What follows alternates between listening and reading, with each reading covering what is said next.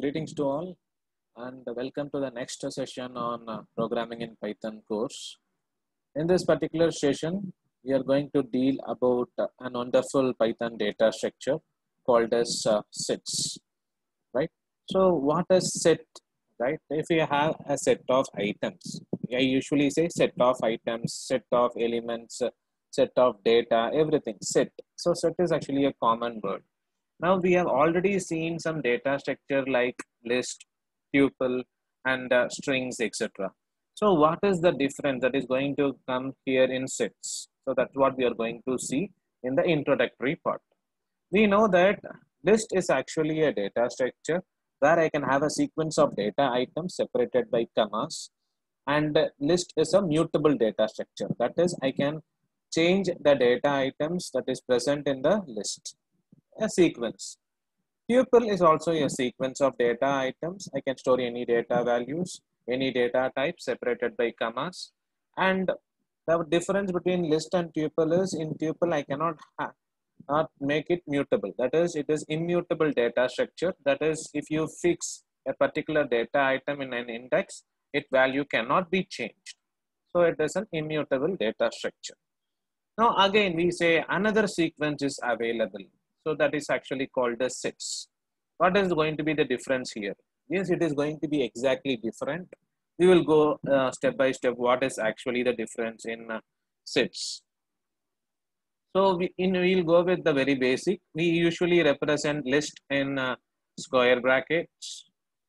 Then we'll go to parentheses for tuples. Now for sets, I'm going to give a new kind of brace called as curly brace. So this is actually you'll call it as flower braces or curly braces. This is actually for sets.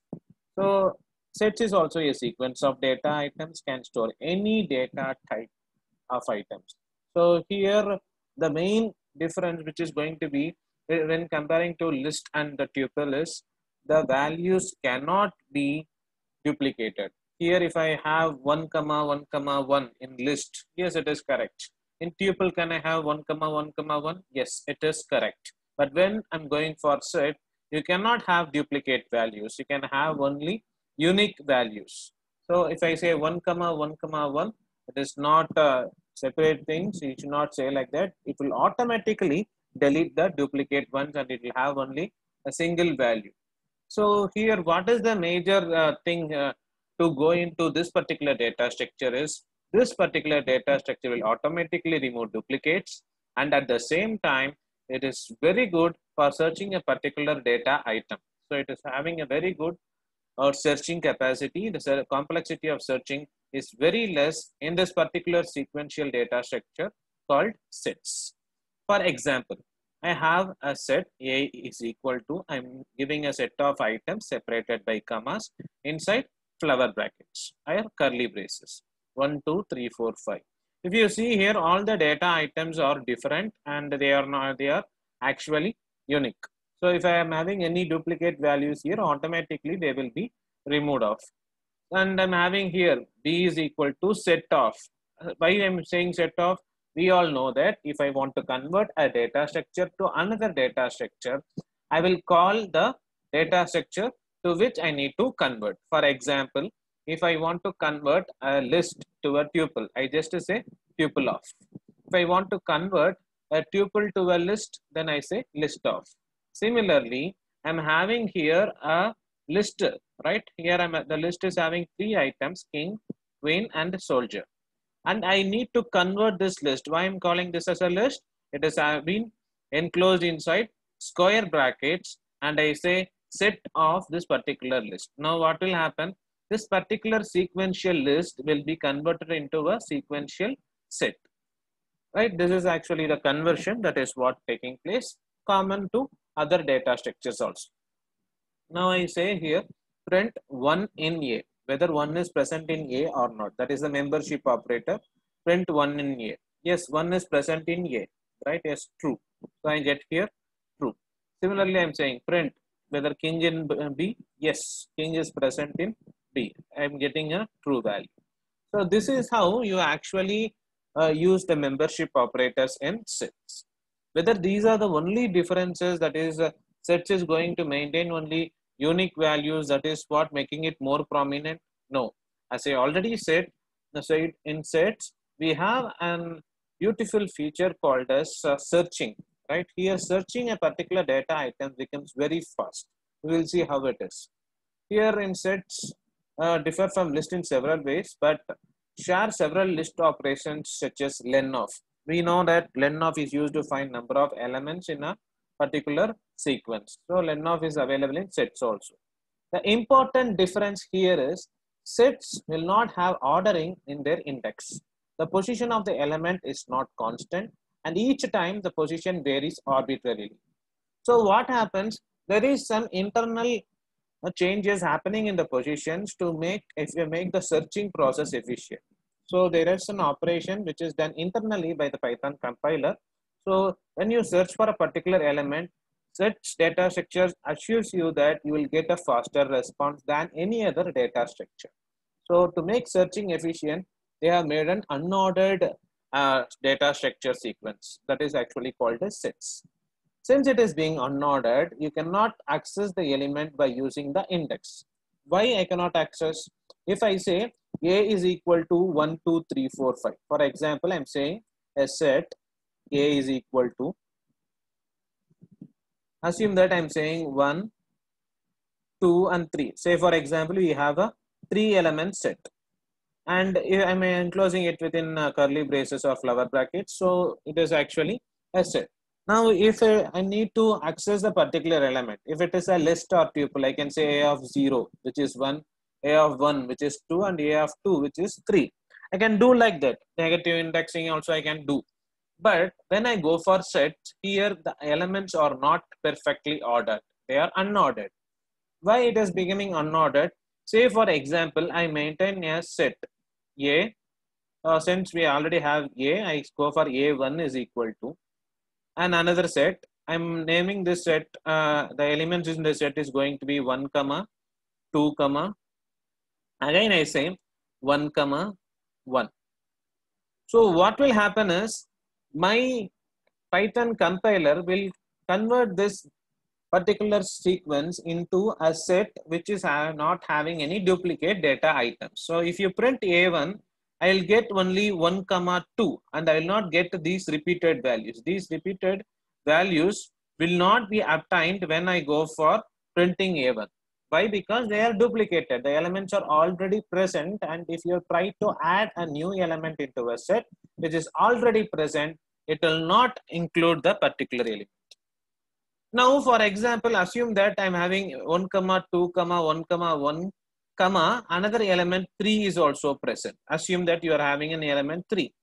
So what will actually happen? If I delete this, initially during the entry process, I know that 3 is in the index, say 4.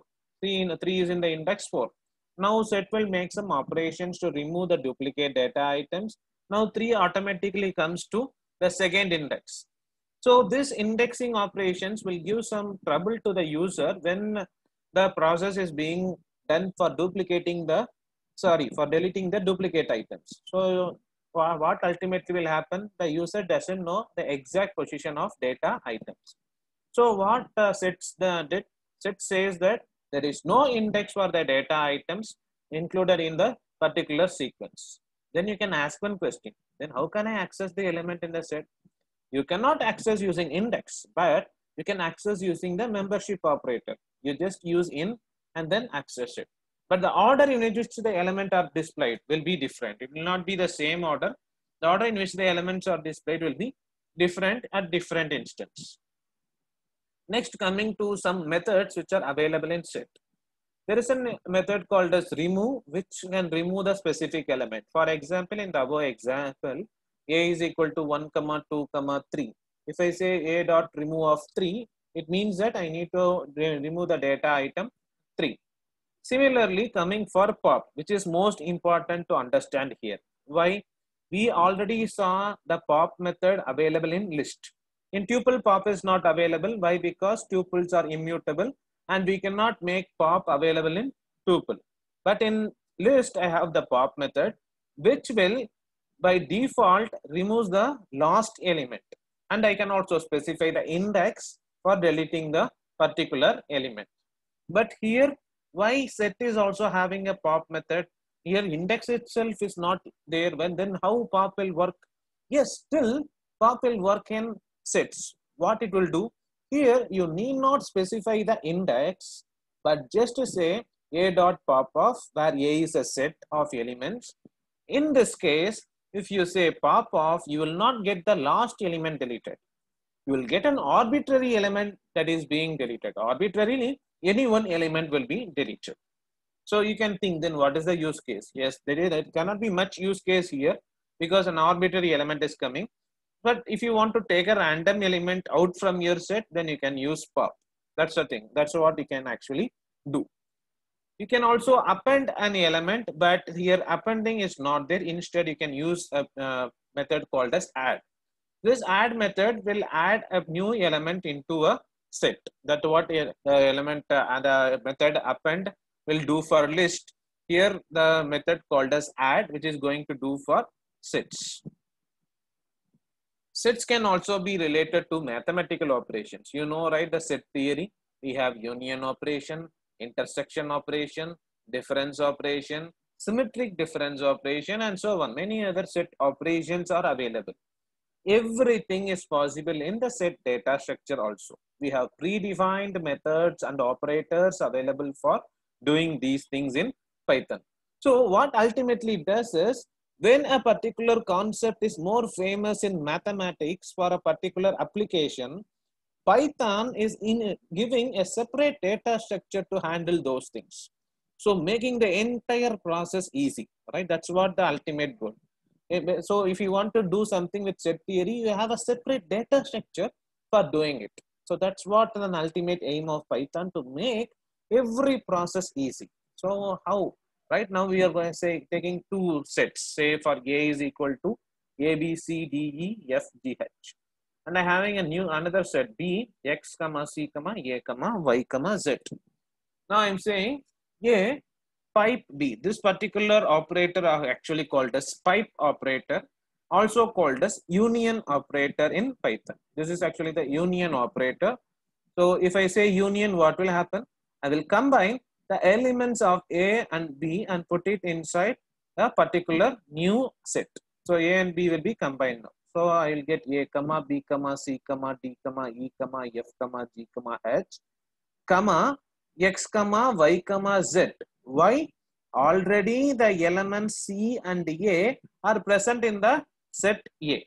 So these elements are duplicate values which should not be included in the resultant set. Have you understood the importance of set? If it is a normal list, then I combine both the things by using the concatenation plus operator. It will include all the elements. But when coming to set, it is actually avoiding the duplicate values, which has enormous applications in several different programming scenarios to automatically delete duplicate values. So if I want to delete the really repeated occurrence of a particular data item from my sequence, what I will do, just I will call the set. I'll call the set method. I'll convert my entire sequence into set. Immediately I will get a result. How good it is, right? Now going for intersection. How to find the intersection between two sets. So intersection operator is going to be ampersand operator, and so if I say A ampersand B, I'll get an intersection where for this particular two sets, the matching common items are A and C. Next comes with difference operator. So what is difference?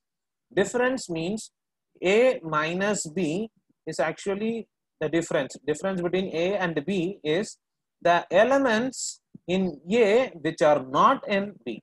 The elements in A which are not in B. That's what the result is. A minus B represent elements in A which are not in B. So what are the elements in A which are in B? A and C. So if A and C is there, so what I have to take?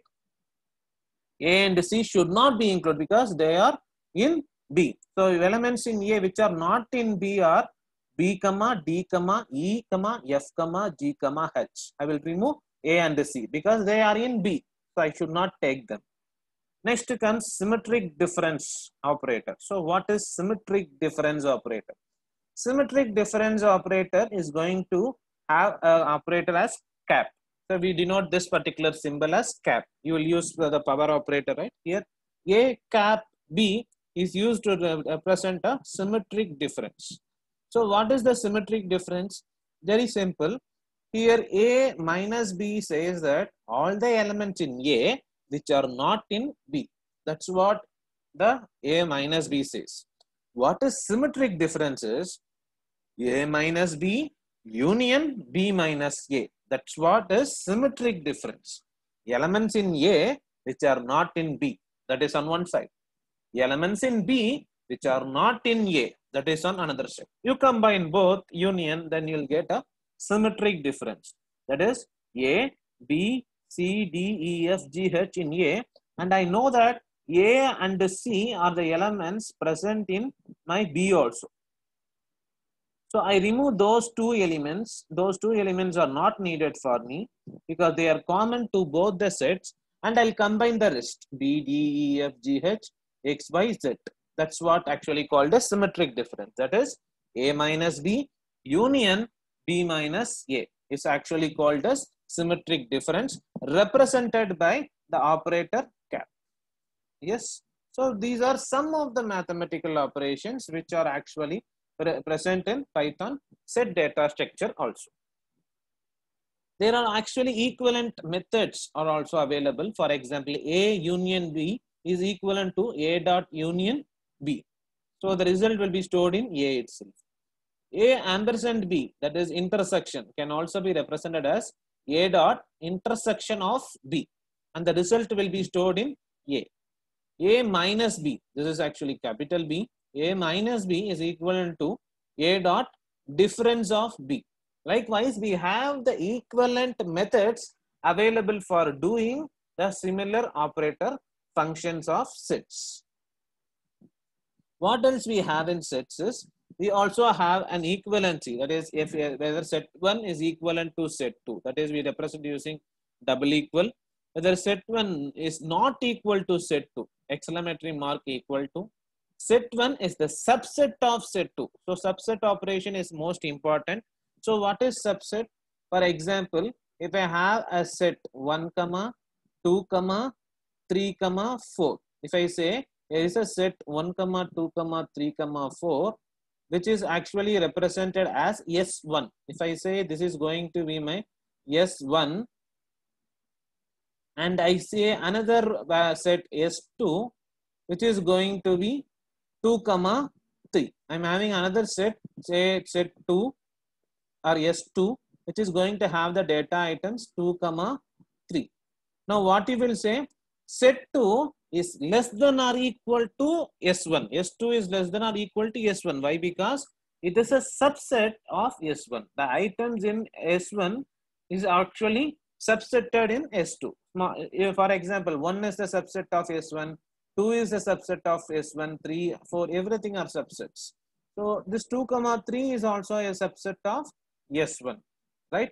Next, S1 less than S2. What is S1 less than S2?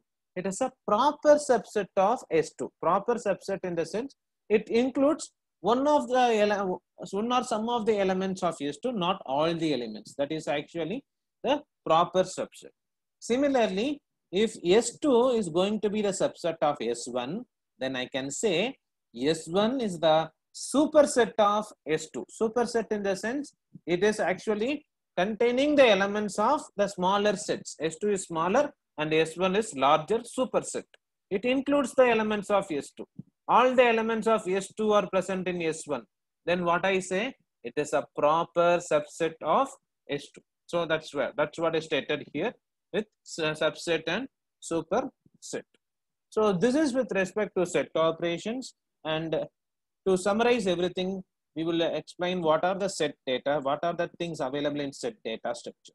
Set data structure is also a sequence of data items which can store any data type separated by commas, usually represented by enclosing inside flower brackets or curly braces.